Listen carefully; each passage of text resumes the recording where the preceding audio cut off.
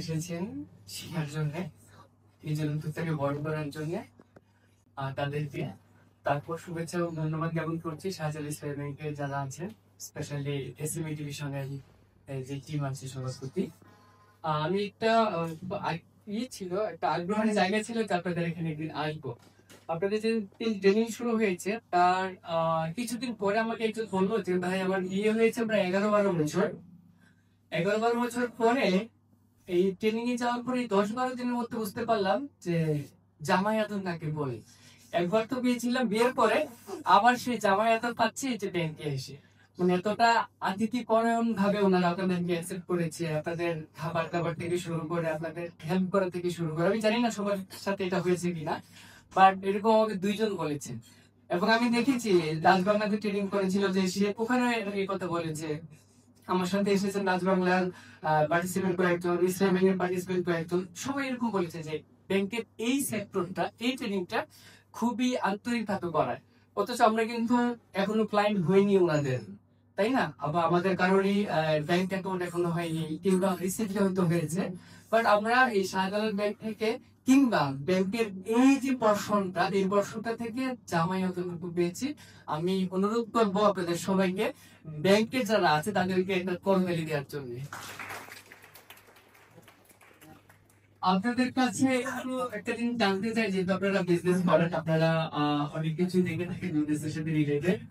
টেলিভিশনে একটা অ্যাড দেয়, ডাক থেকে যদি দারুণ কিছু হয় তাহলে ভাই আরেকটা অ্যাড দেয় টেলিভিশনে, সেটা হচ্ছে ডাক্সের সয়াবিন স্টার হয়ে যায়, ডাক্সের সয়াবিন স্টার হয়ে যায়। কথাটা এই জন্য বললাম, আমি রাজ বাংলাতে এই ট্রেনিংটা করেছি 2022 সালে।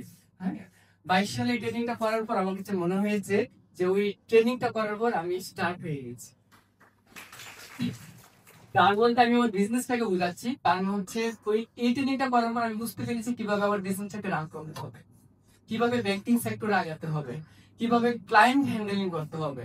এবং তার প্রমাণও এখানে অনেক আছে। যেমন বলতে হবে, আমার অফিসে গিয়েছিলেন বেশ কয়েকবারই। আগে আমার অফিসে ওই রং চার্টের ব্যবস্থা হইতো, বিজনেস বড় হয়েছে, এখন আমার অফিসে কফি মেশিন কিনে ফেলছি।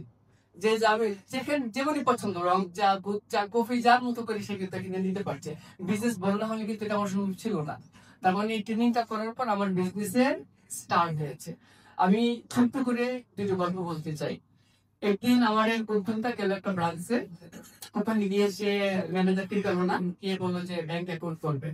তাকে এত এত ব্যাপার সে ঝামেলা দেখাচ্ছে, শেষ পর্যন্ত উনি বের হয়ে গিয়ে ফোন দিলেন হচ্ছে সুলতান স্যারকে।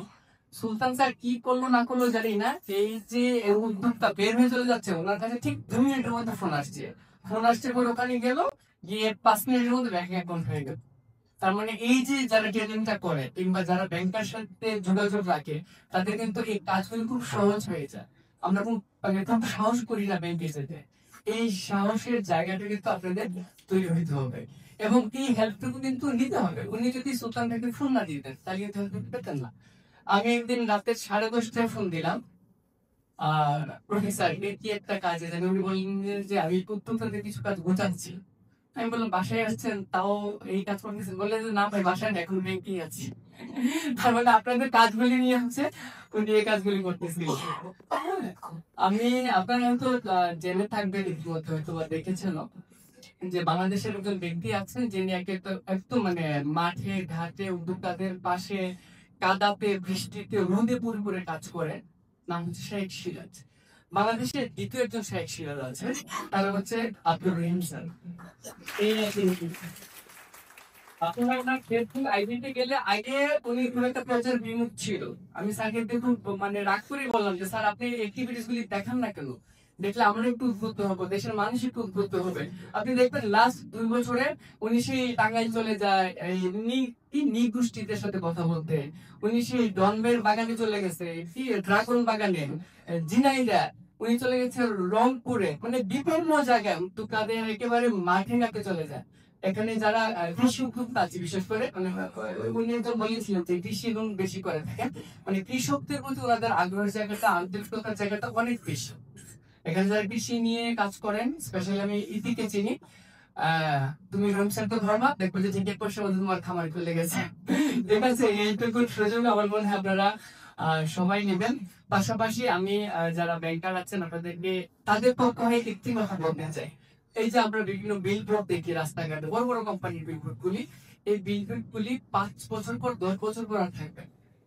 যদি আপনারা এদের পাশে থাকেন, সেই বিলবোর্ড গুলি সব নেমে যাবে, তাদের কোম্পানির বিলবোর্ডের উপরে উঠে যাবে।